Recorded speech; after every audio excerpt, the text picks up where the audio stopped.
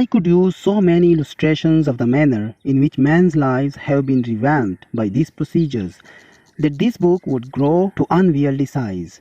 Moreover, these are incidents and experiences out of everyday life that are in no way theoretical but are entirely practical.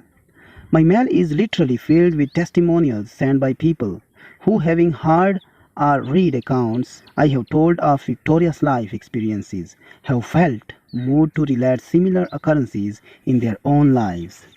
Such a letter came from a gentleman who tells about his father as follows. I know several people who have used the plan in this letter with amazing results. My father was a traveling salesman. One time he sold furniture, another time hardware. Sometimes it was leather goods. He changed his line every year. I would hear him telling mother that this was his last trip in stationery or in bed lamps or whatever it was he was selling at the moment. Next year everything would be different. We would be on easy street. He had a chance to go with a firm that had a product that sold itself. It was always the same. My father never had a product that sold. He was always tense, always afraid of himself, always whistling in the dark. Then one day a fellow salesman gave father a copy of a little 3-sentence prayer. He was told to repeat it just before calling on a customer. Father tried it, and the results were almost miraculous. He sold 85% of all calls made during the first week, and every week thereafter the results were wonderful.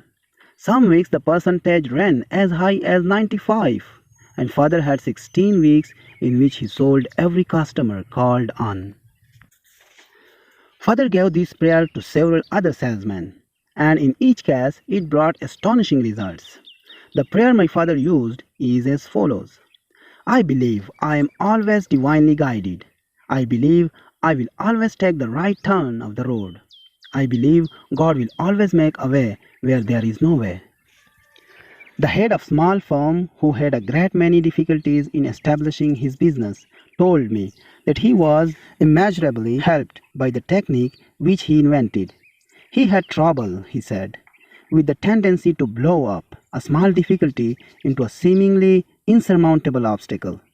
He knew that he was approaching his problems in a defeatist attitude, and had common sense enough to realize that these obstacles were not so difficult as he made them appear to be.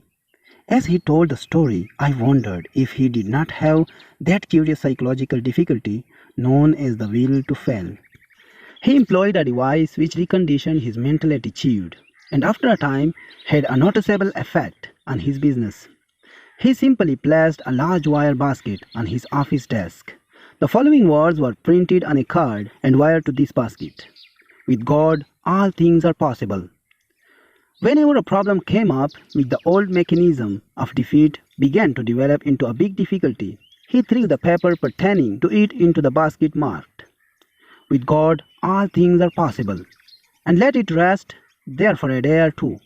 It queers how each matter, when I took it out of that basket, again didn't seem difficult at all, he reported.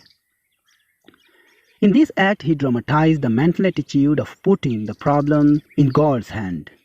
As a result, he received power to handle the problem normally and therefore successfully.